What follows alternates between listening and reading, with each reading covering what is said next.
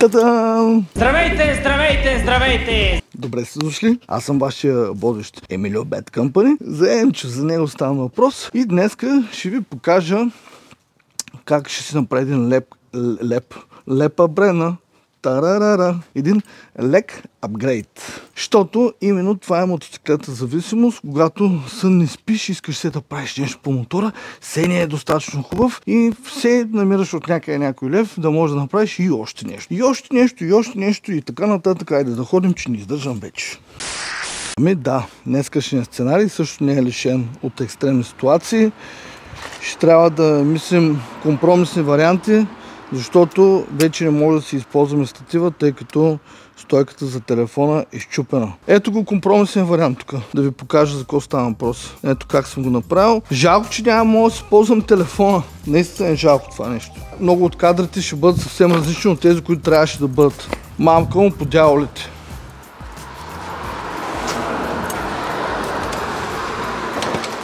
Тук си имаме жетончета. Колко ще ни стигнат, не знам. Може би 4. Вземем 4, пък ще видим какво ще стане. Така. Тъс кръпичка ще ни трябва също всъщност. Демонтаж на тази екстра. Затова ще ви направя отделно видео, защото наистина е много добро и върши много хубава работа. Започвам много да се изревам, това дори не свети. Ето, пъхам вътре, няма никой. Защо не работи? Какво става? Малко му по дяволите. Защо? Я видим някъде друге. Нищо няма да бачка. Автомивката на съобслужване в неделя не работи ли бе, мамка му? От тук съм ги купил, ето ги. Защо не ги приемаш? Пръснокачката работи. Включена има някакви цифри тук. Не работи.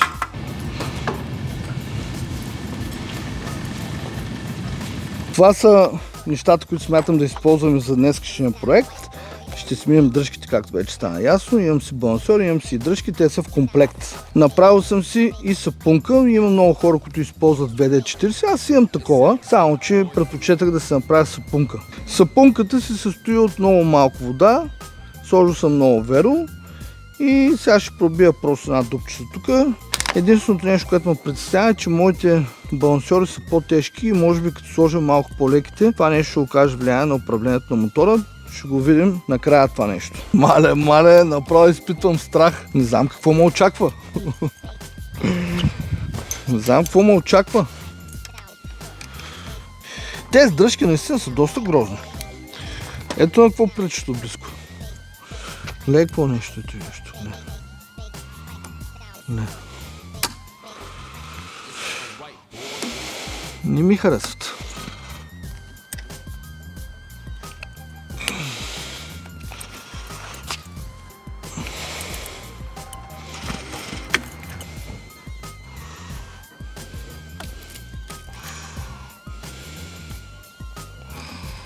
Добре.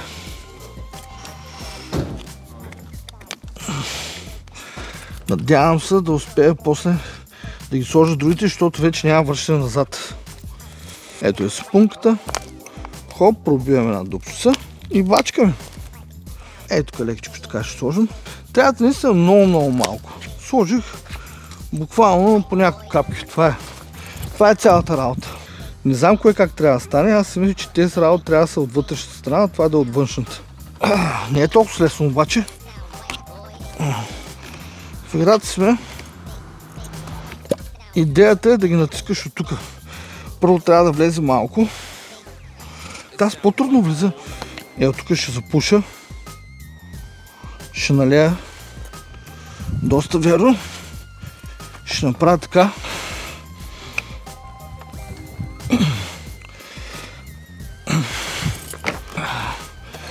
Определено ще стане трудно, обаче не е невъзможно. Ето ги дръжките, с цена с абсолютно всичко. Ще ви пусна и връзка отдолу под това видео в описанието на клипа. Сега е време да сложим и балансьорите. Ето ги тях. Оригинално те са с по-дълги болтове, които аз вече пробвах и не мога да ги поставя върху моето кормило. Затова просто това, което ще направя е да използвам болтовете от старите балансьори, които са значително по-къси.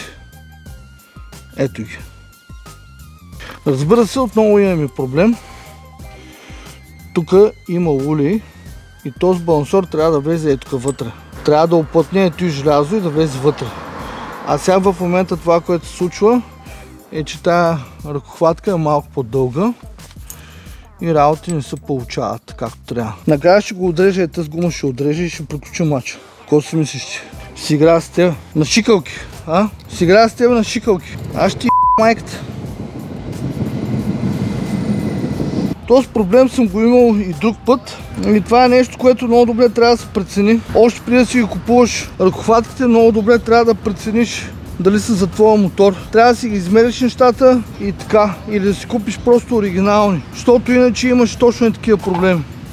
Макар че става въпрос за нещо елементарно, се оказва, че не е чак толкова елементарно. Другия вариант е да сложа една-две шайби вътре тук и с това да изместя малко назаде балансьора. Ей ги.